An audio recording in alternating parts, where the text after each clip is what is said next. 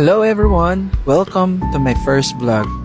For today's video, samahan niyo ako sa aking travel journey from PITX to Lopez, Quezon. In this vlog, i-share ko ang complete travel experience, estimate transportation expenses, travel time, and important information that you need to know before visiting Lopez. Share ko lang bakit ginawa ko tong video dahil gusto kong makatulong sa mga taong may appointment or may kailangan silang gawin sa Lopez, Quezon na wala silang idea paano pumunta. So ayun na nga, from Marikina, nag-LRT lang ako, LRT2 and then transfer to LRT1 going to PITX, which is doon tayo mag-start. So if you're planning to go to Lopez, Quezon, may this video can serve as your guide so you can prepare your budget and have a smoother travel experience. So usapang budget naman, it's very essential na alam na natin yung estimate cost ng travel natin. Ayun, para ma-avoid ang mawalan ng pera, gosh. Kasi alam niyo naman, hirap ng ganon. Yung pupunta ka sa isang place and then kulang na yung budget mo. Hindi mo na mabibili yung mga gusto mo, hindi mo na mapupuntahan or mamamaximize yung mga places na dapat mo puntahan. And depende pa yan sa sitwasyon. Kung may kasama ka o wala. So we're here na in PITX Parañaque or Parañaque Integrated Terminal Exchange.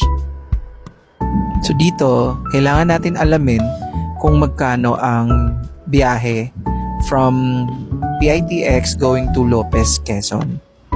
And yung oras, and then anong gate tayo pupunta. Napakalawak ng PITX, kaya kailangan mong pagplanuhan ang gagawin mo o yung travel mo para hindi masayang yung time mo sa pagpunta dito. And make sure pag nandito po kayo sa mga public places, siguraduhin natin na attentive tayo sa ating mga belongings. Ito guys, ito na yung moment na hinahanap ko na yung saan ang bilihan ng ticket at para makapagtanong na din. Yung una kong pinuntahan yung ticketing booth dito sa dulo, yung pala is going to Bicol. Pwede naman sumabay kung bababa ako ng Lopez, pero yung babayaran ko is same ng papuntang Bicol, which is nagre-range po ng 1,300, ganun po.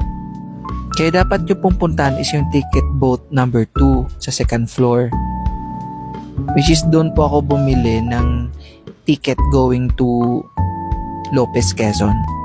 Marami po kayong pagpipilian doon. Ang sa akin nga po, yung sinakyan kong bus is yung Barney.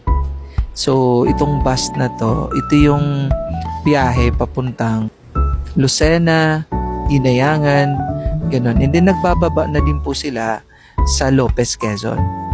Pwede nyo lang po i-pause itong video na to check the details dito po sa resibo. Makikita mo na din yung price and yung oras ng alis nyo. Swerte lang ako during this time kasi nung dumating ako, may available bus na naaalis ng 8 a.m. Saktong hindi na ako nag-antay na matagal. If kung may mga time naman po na need nyo antayin yung schedule nyo, nothing to worry naman po kasi maraming stores dito na pwede kayong mag-snacks. May mga free charging station and then marami silang upuan na pwede kayong magpahinga while nag-aantay.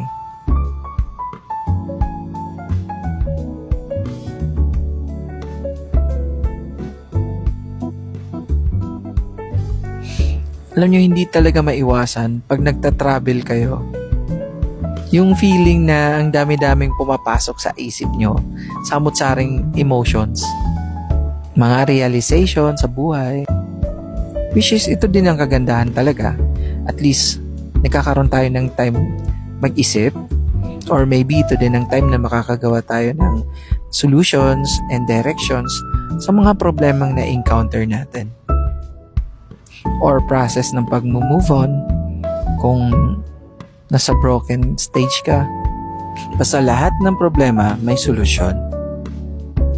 And while nga nagta-travel kayo, hindi talaga nakakasawa ang view na nakikita nyo.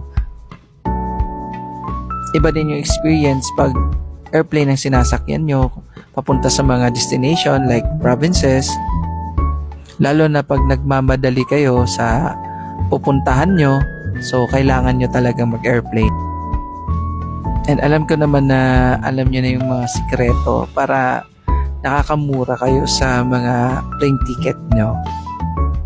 Na dapat nagbubook tayo ahead of time para mura yung ticket na ma-avail nyo. So going back to Lopez, Quezon, sharing a short information about Lopez. Lopez is a first-class municipality located in the province of Quezon in Calabarzon region.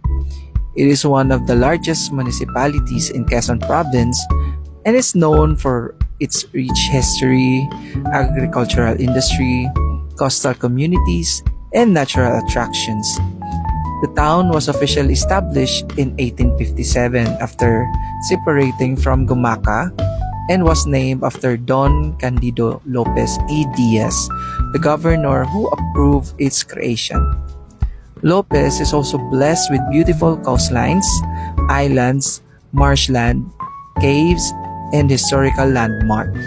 It is also known as an important agricultural area producing rice, coconut, corn, and fish products. Thanks to Google. Ayun guys, hopefully nakapagbigay po ako ng information sa inyo. Especially yung paano yung process ng pagkuha ng ticket and magkano yung ticket. Then thank you guys sa panonood. Hopefully na nakapagbigay ako ng information.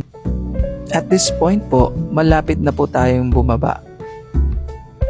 Dahil mahaba na po yung video natin, gawan ko na lang po ng second part, yung pabalik naman po from Lopez, Quezon to Manila po. Dito po pala ako binaba sa Lopez Bypass Road. So, thank you!